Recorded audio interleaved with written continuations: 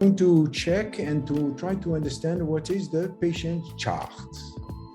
Okay, so on top you have the name of the practitioner. In this case, it can be Ursula or Arshad, it's Arshad.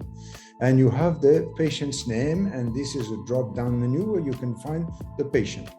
The patient is Angela Perrin. You have on this first line her age, 45 years old. Where you've been putting the last cast, the prosthetic cast, you can keep them at the clinic, you can give to the patient, you can scan them, or you can delete them. Okay, so knowing that, you know where are the casts. In case you are storing casts in the lab or somewhere, you know where it is. You have the Aetna insurance because this patient is part of the Aetna insurance, and you have the file number. It's number 1 in this case. It's a demo case. It is the number of the paper file. All these, at a glance, you can find it on the chart. So now you have a certain number of things that you can do. You can go to the patient chart. You can go to payment, history, medical questionnaire, dental questionnaire, vitals questionnaire, allergies. We will cover that step by step. Right now, you have 3 levels: current, initial, and treatment plan. So when the patient is coming, you will load a certain number of images.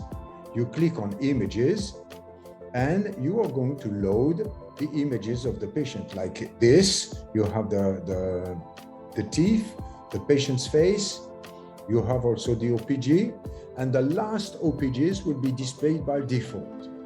So it's easy for you to work on the last OPG. You have small periapical X-rays also, which can be displayed in the patient's files. So when I go back to the chart, I am in chart.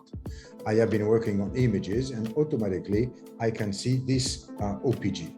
If I make a double click, I see the OPG in big, and I can see in details what it is. This allows me to set up the chart.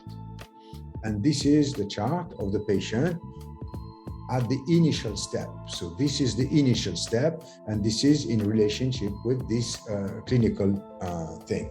You have a crown, you have a root canal on the tooth number 47, you have a filling, it's an occlusodistal filling on 46, and all that you can do it using these small things. So if I want to make a root canal, I click on the root canal, I click on the canine, and it's coming as a root canal in the canal. If I want to remove it, I click here and I can remove it. So based on this initial state, we can make, of course, a treatment plan where we plan to do a certain number of composite extractions or whatever we want to do. And we propose that, let's say in this example, I am going to edit a form which is called a quotation.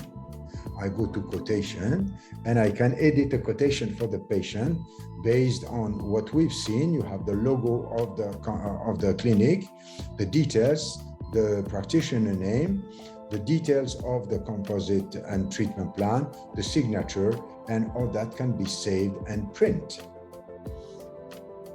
If and this will be put in the history. So if you don't want to do that, you have another option, is you go to a signed document, and then you go to a quotation sign, and it will be signed on a digital way or a manual way.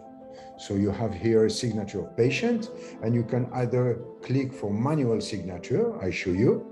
So we can print that. We can print here. We have the signature of the patient can sign, and it's printed, and it is saved in the history. So the other way with sign